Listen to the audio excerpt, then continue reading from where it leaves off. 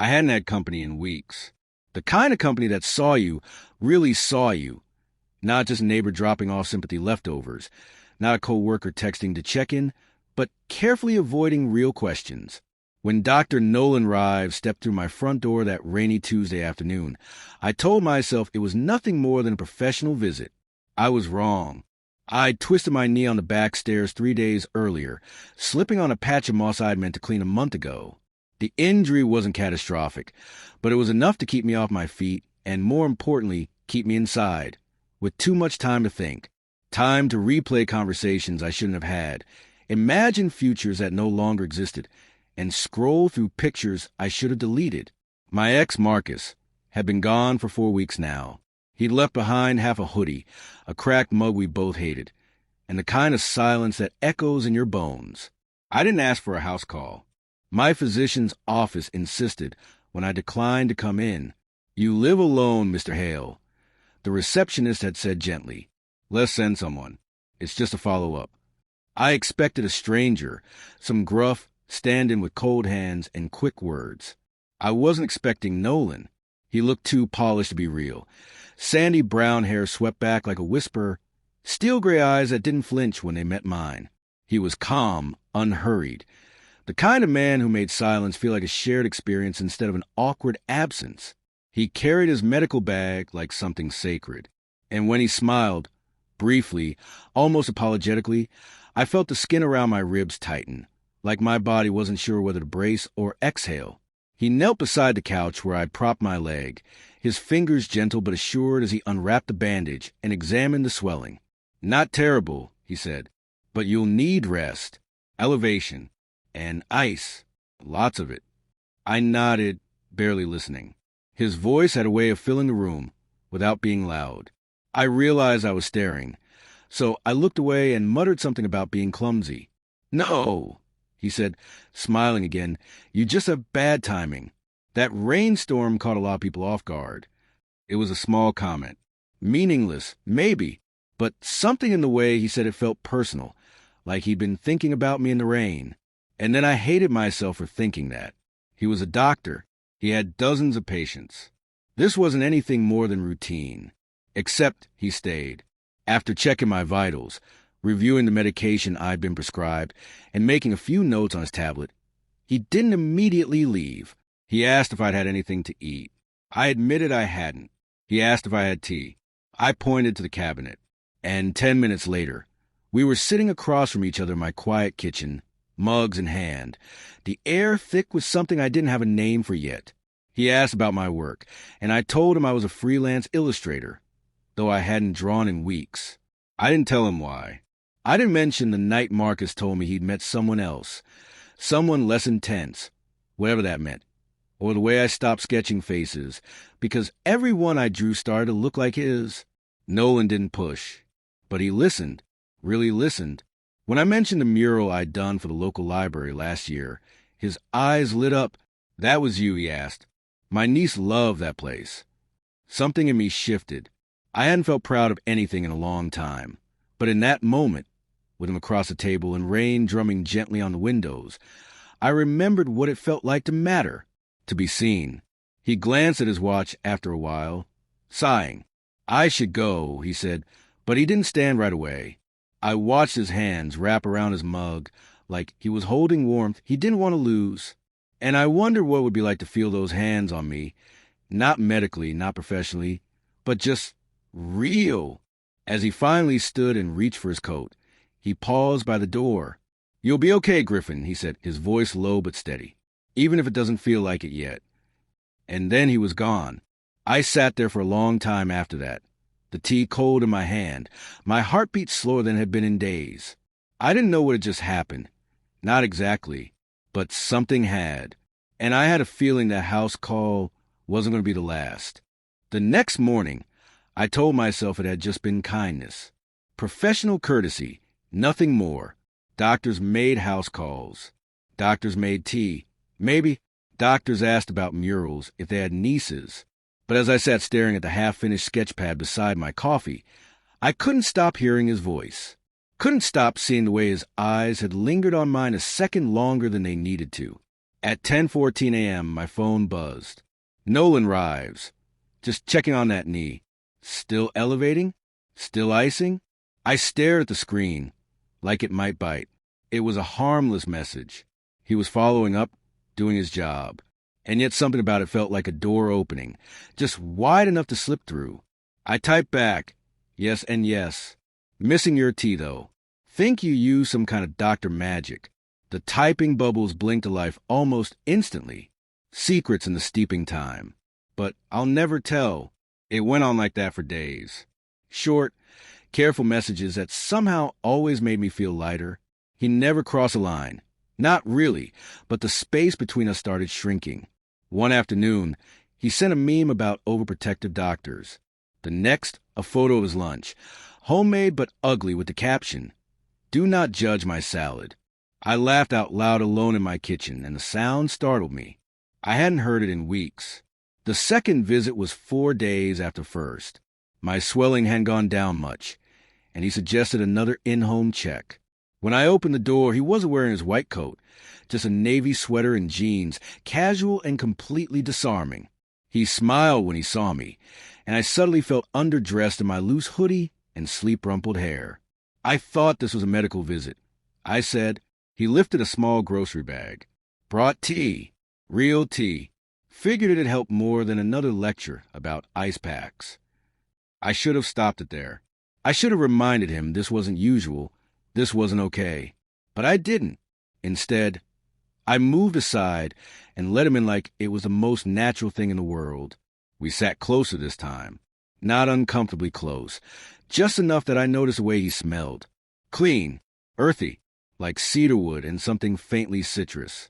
He asked about my art again, and I admitted I'd picked up the pencil that morning. He smiled, and I swear it was the kind of smile people wrote about in books. Soft private, meant for one person only. "You have a gift," he said, tracing the edge of my sketchbook with a fingertip. "Don't let pain steal it." The way he said it, like he knew what it meant to lose something that made you feel like yourself, left me quiet for a long moment. "What about you?" I asked. "What would you be if you weren't a doctor?" He looked at me, the silence stretching. "Unanchored," he said at last. "I wouldn't know who I was." That night, after he left, I lay awake replaying the conversation in pieces. The way he'd looked at me when I mentioned Marcus. The careful pause before he answered anything personal. The slow way his fingers had brushed mine when he handed over the tea. It felt deliberate. It felt dangerous. 3 more visits followed, none of them official.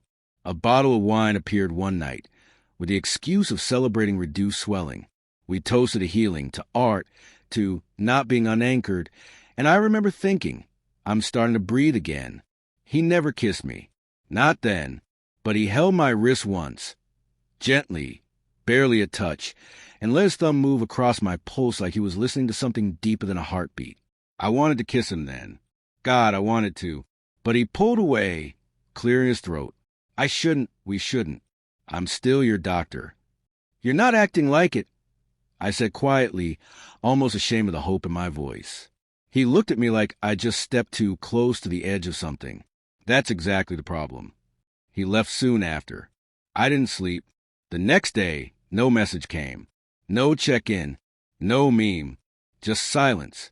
And suddenly, I didn't know where I stood. Was it me? Was it him? Had I imagined all of it? The smiles, the shared looks, the warmth I've been holding on to like a life preserver? I went back to the sketch pad that night, tore out the pages, started again. This time, the face I drew wasn't Marcus. It wasn't even Nolan, not exactly. It was someone halfway between memory and longing, caught in the act of turning away. The silence didn't last forever. It broke 3 days later with a knock at my door, soft but insistent. I opened it to find Nolan standing there, eyes shadowed with something he didn't bother naming. "I shouldn't be here," he said, barely above a whisper. But I didn't know how not to be. There was no medical bag in his hand. No pretense this time. I stepped aside, and he entered like someone stepping into confession. The air between us buzzed of what had gone unsaid. 3 days of unanswered questions pressing hard against my chest. We didn't talk much at first. He made coffee while I watched from the table, heart loud in my ears. His hand shook slightly when he poured the mugs. I wanted to reach for him, steady him, ask him why he'd disappeared. But I waited. I crossed a line, he said, sitting across from me. You deserve better than that. I didn't ask for better, I said. I asked for honest.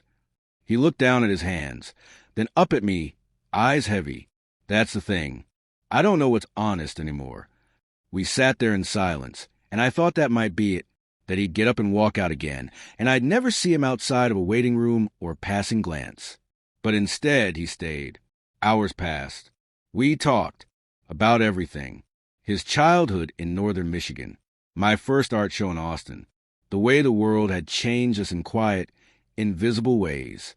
By the time the sky dimmed into amber, something between us had softened again. We didn't label it. We didn't have to.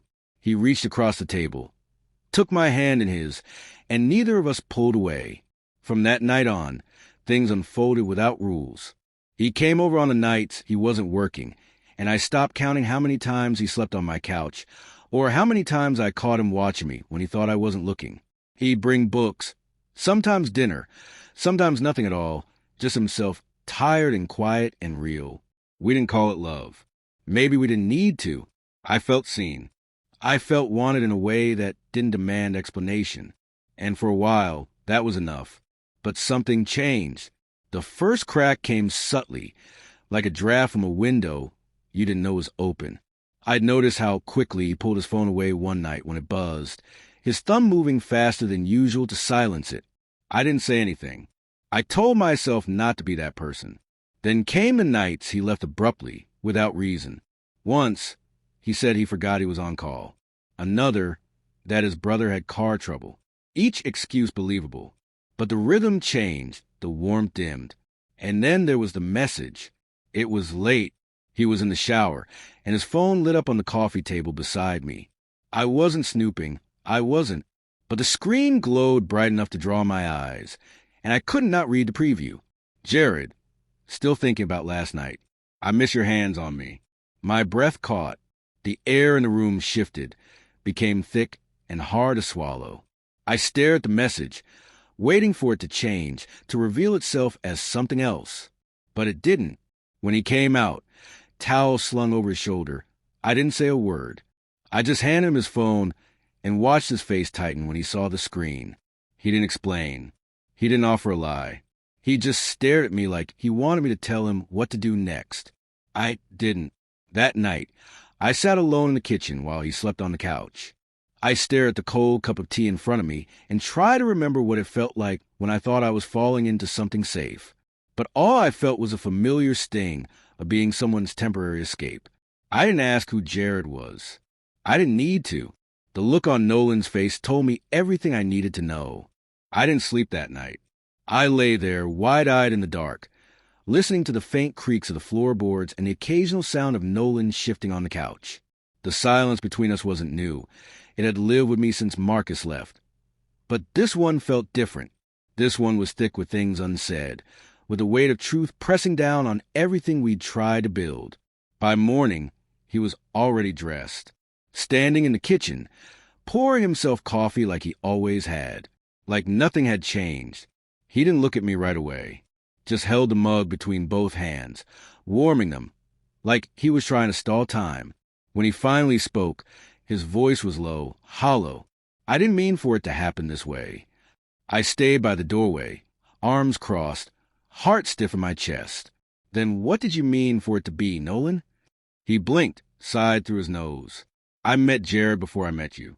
It wasn't serious at first. He lived in another city. We drifted, but then we didn't. And then there was you. His words spun like fog, half-formed and shapeless. I hated how calm he looked, how controlled his voice stayed. I hated how much I still wanted him to say something that would make it better. You used me, I said quietly. No, he answered too quickly. Griffin, no. I care about you. I didn't expect to, but I did. I still do. I let the words hang in the air, brittle and cold. I could have yelled. I could have asked 1,000 questions that wouldn't change the answer I already knew. But instead, I just nodded once and walked past him. I needed space, even if it meant leaving my own home. Outside, the morning was pale and windless, the kind of day that felt empty even before it began. I sat on the porch steps, elbows on knees, trying to catch my breath.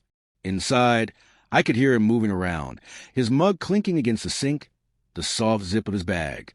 When I came back in, he was standing by the door, not pleading, not apologizing again, just waiting. "I won't make excuses," he said, "but I will leave, if that's what you want." I nodded again. He stepped forward, paused like he might reach for me, then thought better of it. "I hope you'll remember the parts that were real," he said softly. I didn't answer. The door closed behind him with a quiet finality, and then the silence returned. But it wasn't the same. It wasn't that aching kind of silence I'd known after Marcus, the kind that gnawed at the edges of everything, reminding me of absence. This silence felt cleaner, like something had been cleared out, even if it hurt. Over the next few weeks, I stopped looking at my phone every 5 minutes. I started walking again, slowly at first. I painted, not because I needed to forget, but because I wanted to remember how it felt to create something just for myself. I saw Nolan once more, weeks later, at a cafe across town. He was with someone. I couldn't tell if it was Jared. He didn't see me. Or if he did, he looked away. And I realized then that I didn't need to be angry anymore. What we had was real in pieces, and maybe that was enough. Maybe not every person who comes into your life is meant to stay. Some just arrive to teach you where your edges are, what you deserve, what you won't settle for. That night, I lit a candle on the kitchen counter and made tea from the bag he once brought. I sat alone and didn't feel lonely.